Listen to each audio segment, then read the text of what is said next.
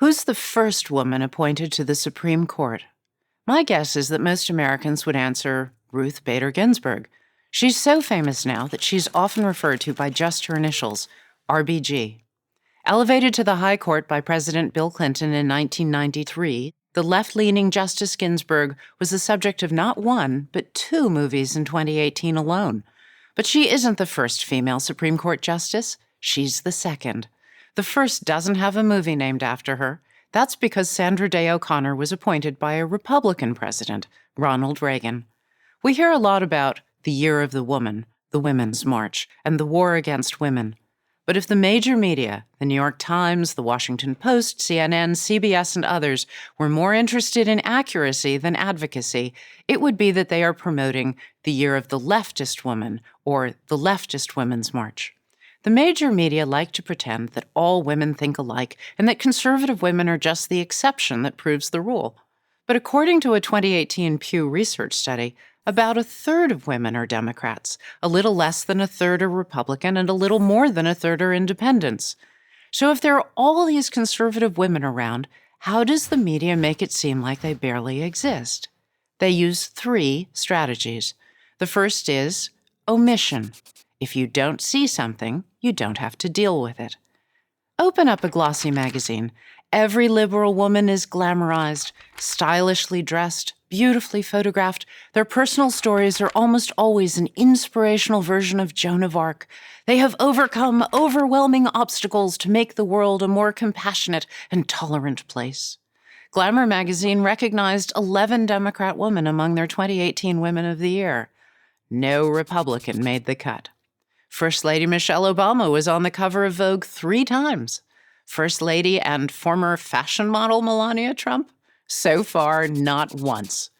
Every now and again, the major media will do a story about a female conservative to balance things out.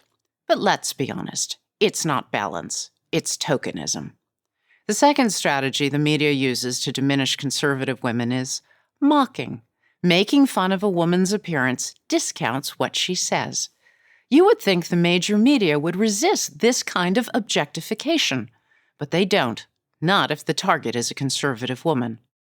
Sarah Huckabee Sanders, the White House press secretary, and Kellyanne Conway, the first woman to run a winning presidential campaign, are routinely belittled for their hair, their eye makeup, or their weight. Their significant accomplishments, in contrast, are rarely acknowledged. Why? Because the media doesn't like their boss, and it treats women who work for him as traitors to their sex. The third strategy the media uses to demean conservative women is labeling. Using stereotypes precludes there being a valid reason for conservative women to hold the positions they do.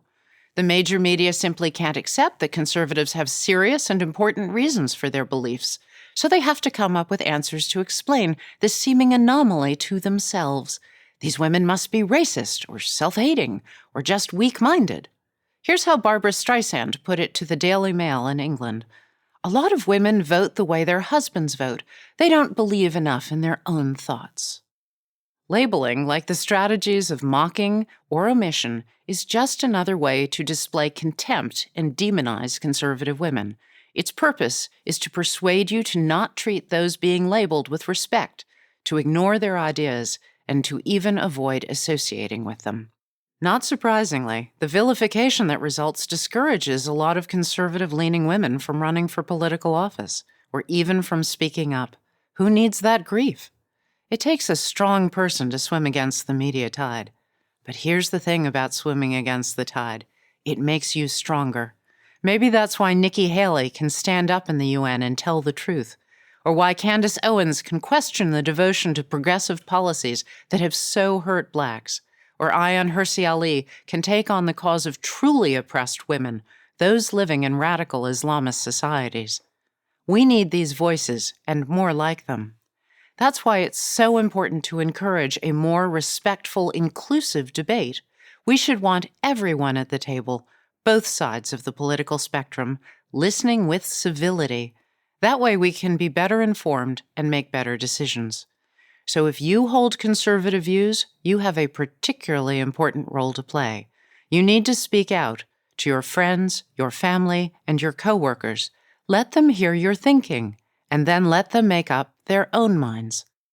The media may pretend you don't exist. They may even mock or label you.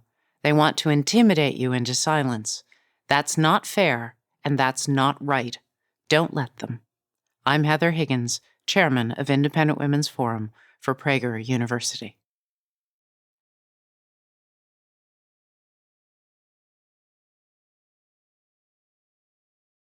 Thank you for watching this video.